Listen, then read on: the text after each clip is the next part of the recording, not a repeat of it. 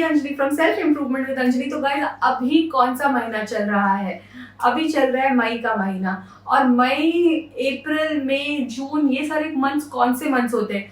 थोड़ा दिमाग लगाइए। अगर आप कॉर्पोरेट में काम करते हो तो आपको पता है कि 31 ऑफ मार्च जिस तरीके से क्रूशियल होता है, वैसे ही एम्प्लॉयज के लिए मई, जून, अप्रैल, मई, जून ये सारे महीने बहुत ज्यादा क्रूशियल होते हैं, क्योंकि यहीं पे वो टाइम होता है जब उन्हें हाइक मिलता है। यस गाइस, तो अब आप समझ चुके होंगे। सस्पेंस को करते हैं खत्म और अब हम लोग बात करते हैं एक ऐसे टॉपिक पे जो हर एम्प्लॉयज जो भी काम करता है वो बहुत ज्यादा उस चीज का है और काम करता है। तो वो चीज क्या है? वो है हाइक गाइस। हाइक मतलब सैलरी इंक्रीमेंट, जिसकी हम लोग बात करते हैं, सैलरी अप्रेजल। ये सब अलग अलग शब्द हैं जो हम लोग सैलरी बढ़ाने के लिए यूज करते हैं। जो लोग हिंदी ऑडियंस है मेरे, उनके लिए काफी इजी होगा, इसलिए मैं बता देती हूँ। इंक्रीमेंट कहो, चाहे अप्रेजल कहो, चाहे हाइक कहो, ये सारे वर्ड्स आते हैं आपका सैलरी बढ़ाने के लिए यूज होते हैं, राइट? तो आज के टॉपिक ये है कि what is the correct time to ask for a salary hike, ठीक? और इसके बाद हम लोग ये भी डिस्कस करेंगे 5 tips to get the desired salary that you want, ठीक है?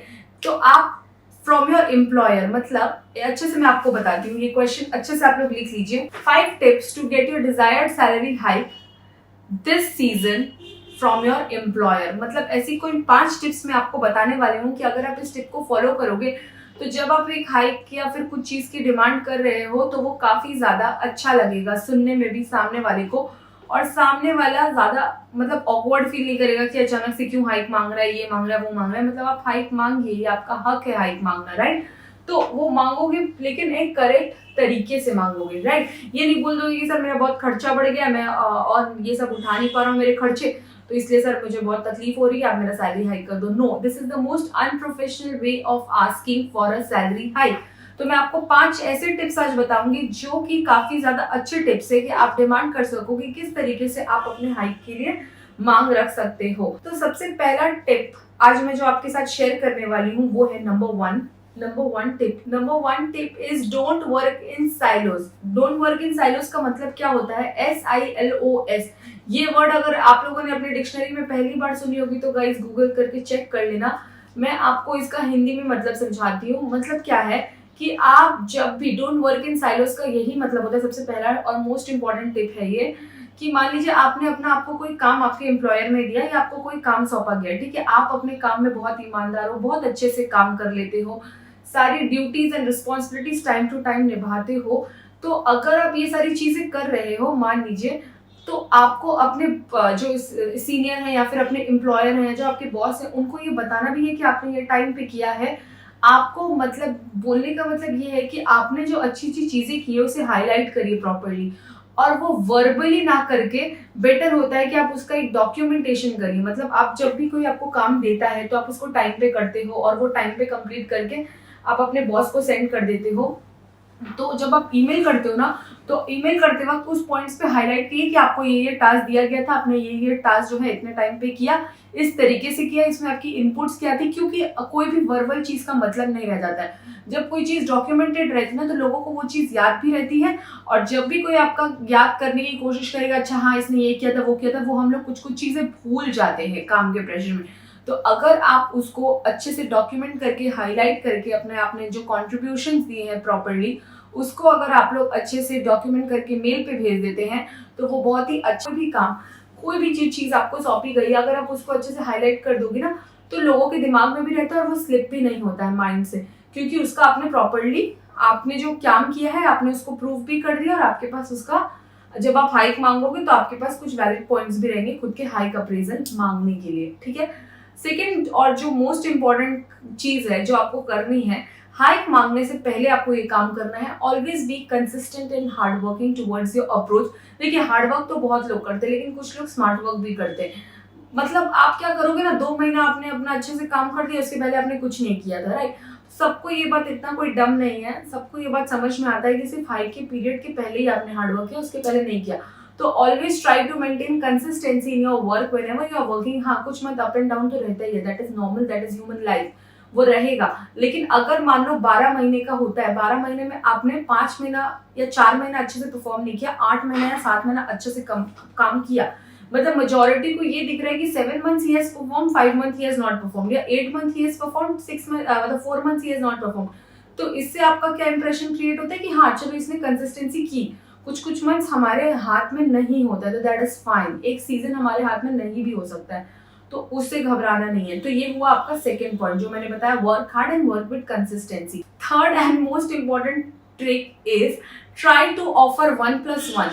अभी आप सोचोगे 1+1 मतलब फोन की बात करियो क्या? नहीं गाइज, 1+1 का मतलब है, देखो एक ह्यूमन टेंडेंसी समझो, जब भी हम लोग मान लो कोई केक शॉप में जाते हैं, ठीक है, या हम लोग कोई रेस्टोरेंट में जाते हैं, या फिर हम लोगों ने कहीं से जोमेटो से या स्विगी से कहीं से फूड ऑर्डर किया, जो हमने फूड ऑर्डर किया है उसके अलावा भी अगर हमें कुछ मिल जाता है ना, सपोज आप देखोगे कि कुछ हमने ऑर्डर किया, उसके साथ उन्होंने हमें रसगुल्ला फ्री में दे दिया या गुलाब जामुन दे दिया या जो भी कुछ एक स्वीट डेजर्ट फ्री में दे दिया, दैट मीन्स क्या हो रहा है, जो मैंने ऑर्डर किया था या जो मेरा काम था वो तो मुझे मिला ही, साथ में मुझे उसके साथ थोड़े से कुछ और भी फायदे मिल गए, राइट। तो अगर आपको इसी तरीके से, अब मैं कनेक्ट करते हुए बताती हूँ, अगर आप एक एम्प्लॉयर की पर्सपेक्टिव से सुनो, तो अगर आपको एम्प्लॉयर ने कोई भी काम दिया है एंड एज अ एम्प्लॉय जो भी चीज आपके जॉब डिस्क्रिप्शन में मेंटेन्ड है या जॉब रोल में जो भी है, अगर आप उसमें से 5-7% कुछ एक्स्ट्रा भी दे देते हो ना, तो ये एक बहुत ही ज्यादा पॉजिटिव इम्पैक्ट क्रिएट करता है एक एम्प्लॉयर के माइंड पे कि मैंने तो इससे इतना ही बोला था और इसने तो मुझे जो काम करके दे दिया, ये तो इसकी जॉब डिस्क्रिप्शन में भी नहीं आता है। तो ये चीज इंसान के दिमाग में हमेशा वो फेवर, वो छोटा सा ही हो भले ही, बट वो फेवर याद रह जाता है। तो इट्स कॉल्ड अ 1+1 स्ट्रैटेजी। ये स्ट्रैटेजी जब भी आप फॉलो करोगे तो लोगों के मतलब सामने आप एक हीरो वाला मटेरियल एक क्रिएट करोगे, अपने आप को एक बहुत ही पॉजिटिव इंप्रेशन छोड़ दोगे और सामने वाला आपसे काफी ज्यादा इंस्पायर्ड हो जाएगा और उसे लगेगा कि वाओ, इसे इतना बोला, इसने एक्स्ट्रा अपना इनपुट्स दिया। तो ये चीज जब उसके दिमाग में रह जाएगी और जब आप हाइक मांगने के लिए जाओगे तो वो सारी फेवर्स इंसान को याद रहते हैं, राइट। और आप उनको बताओगे कि सर मैंने ये भी किया था, वो भी किया था, तो आपने वो डॉक्यूमेंट फॉर्म में भी आपके साथ रहेगा अगर, तो क्या होगा जब आप हाइक मांगोगे तो ऐसा लगेगा कि आप अपने हक की चीज मांग रहे हो। आप ऐसा नहीं है कि आप मतलब आपने कुछ नहीं किया और आप मुंह उठा के हाइक मांगने आ गए, आपने वो नहीं किया, राइट। अभी फोर्थ पॉइंट जो मैं सबसे और एक अच्छी पॉइंट आपके सामने लाना चाहती हूँ वो है ask for the hike at the correct time. मतलब आपको हमेशा हाइक की डिमांड करती नहीं रहनी, इससे लगेगा सामने वाले को कि आप बहुत लालची हो, आपको हमेशा आप काम ही इसलिए कर रहे हो क्योंकि आपको हाइक चाहिए। देखो सब कोई पैसे के लिए काम करता है, दैट इज फाइन, बट क्यों हमेशा यही दिखाना है कि सिर्फ पैसे के लिए काम कर रहे हो, राइट। कुछ तो आप अपनी लर्निंग के लिए भी कर रहे हो, अपने सेल्फ ग्रोथ के लिए कर रहे हो, एक अच्छी कंपनी में काम कर रहे हो, एक अच्छी पोजीशन के लिए भी तो काम कर रहे हो, तो वो भी चीज दिखनी चाहिए। सिर्फ पैसे के लिए काम कर रहे हो वो नहीं दिखना चाहिए, तो फिर लोग आपको अप्रिशिएट नहीं करेंगे। तो आपको सही टाइम पे हाइक मांगना है, ये नहीं कि हाइक का टाइम था शायद मार्च अप्रैल, आपके साथ आपका एचआर का मीट होता है जिसमें हाइक एंड रिव्यू वाला प्रोसेस चलता है और आपने हाइक उनसे मुंह उठा के मांग लिया कि मुझे सर हाइक दे दीजिए in the month of February, जब आपको हाइक के लिए बुलाया ही नहीं गया था, एट दैट टाइम आपका तो परफॉर्मेंस एनालिसिस ही नहीं किया था। तो आपको ये चीज याद रखनी है कि जब भी मैं हाइक मांग रहा हूँ तो करेक्ट टाइम पे मांग रहा हूँ, क्योंकि करेक्ट टाइम पे जब हथौड़ा मारोगे ना तो रिजल्ट मिलता है और रॉन्ग टाइम पे हथौड़ा मारोगे तो खुद को लग जाएगी। तो ये चीज याद रखना गाइस।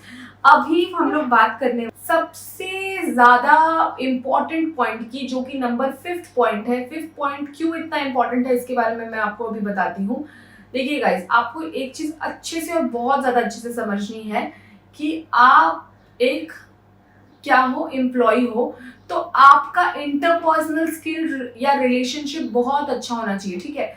लोग आपको कंपनी में बहुत सारे ऐसे कॉम्पिटिटर्स आपके बनेंगे जो आपको हेट करेंगे पसंद करने से ज्यादा, लेकिन कोई तो ऐसा होगा जो आपको पसंद करेगा और आपका स्किल्स अच्छा रहेगा। सबको पता है, मतलब बैक ऑफ द माइंड जो आपको हेट करता है वो भी जानता है कि यार जितना भी इसे हेट कर लूं, काबिल तो है बंदा, उसमें उंगली नहीं उठा सकते, राइट। तो वो भी शर्म फील करेगा आपको हेट करने से पहले, उसे भी पता होगा कि भले मैं इसे जितना भी नापसंद करूं या कंपटीशन रखूं, बंदे में दम है। तो ये कैसे होता है, ये वाली कैरेक्टरिस्टिक्स कब आती है, जब आपकी इंटरपर्सनल स्किल्स अच्छा है, जब आप रिलेशनशिप को संभालना जानते हो, जब आप लोगों की मदद कंपनी में बस यूं ही कर देते हो, किसी का भला करने के लिए आप कर देते हो। देखिए हमेशा भलाई के बदले भलाई हमें एक्सपेक्ट नहीं करनी चाहिए, बट ऐसा कुछ चीज होता है कर्मा।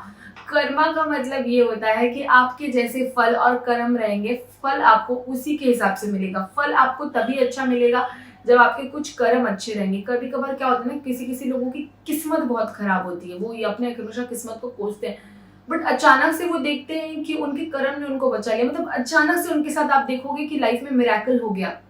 तो वो क्यों हुआ? क्योंकि आपके कर्म, आपके काम भले ही अभी अच्छे नहीं चल रहे हो, आपका वक्त अच्छा नहीं चल रहा हो, दैट इज फाइन, बट आपने जो बिहेवियर लोगों के साथ किया है, अच्छा या बुरा, ध्यान रखना। अगर आपने अपने कंपनी में कुछ अच्छे कलीग्स बनाए हैं, आपने अच्छे से बात करते हो, सबके को रिस्पेक्ट देते हो, तमीज से बात करते हो, और आप सामने वाले को भी रिस्पेक्ट देते हो और बदले में ये भी एक्सपेक्ट करते हो कि सामने वाला आपको मतलब रिस्पेक्ट दे, तो इन सब सिचुएशंस में जब आप आगे बढ़ोगे लाइफ में, तो आपको ये फीलिंग आना शुरू हो जाएगा कि आपको काफी ज्यादा कंपनी में रिस्पेक्ट मिल रहा है। और ये जब आपके बारे में कंपनी में अच्छी अच्छी बातें होंगी ना, तो वो किसी न किसी जरिए से बॉस के कानों में जरूर जाएंगी। तो इसलिए कहते हैं कि मेंटेन इंटरपर्सनल स्किल्स, क्योंकि कभी कभार कुछ कुछ कंपनियों में ऐसा भी होता है कि दूसरे लोगों से या दूसरे सीनियर्स से आपके बारे में राय ली जाती है, जो आपको नहीं पता होता है कि ऐसे किया जा रहा है, राइट। अब आपके पीछे उन लोगों से पूछा जाता है कि अच्छा ठीक है, हम लोग इसको एक हाइक देने वाला है, तो क्या हमें इसे ऐसा देना चाहिए, नहीं देना चाहिए। तो अगर आपके अच्छे चीज रहेंगे, भले एक दो जन आपको डाउन करने के लिए बुरा बुरा बोल दे, लेकिन मेजोरिटी में जो लोग होंगे वो आपके बारे में अच्छी बातें करेंगे। तो इससे क्या होगा कि आपका इंटरपर्सनल स्किल, इसीलिए मैंने कहा कि इम्प्रूव करना बहुत जरूरी है, कि बहुत सारे कंपनीज में इसके ऊपर भी बेस्ड रहता है आपका hike. So guys, I hope आपको मेरी वीडियो अच्छी लगी होगी तो please like, share and subscribe my channel, और बहुत जल्दी मिलते हैं किसी नेक्स्ट वीडियो पे। Till then bye, take care and thank you, and please hit the bell icon on top and वहां पे ऑल वाला बटन क्लिक कर देना to get all the notifications of my video. Thank you.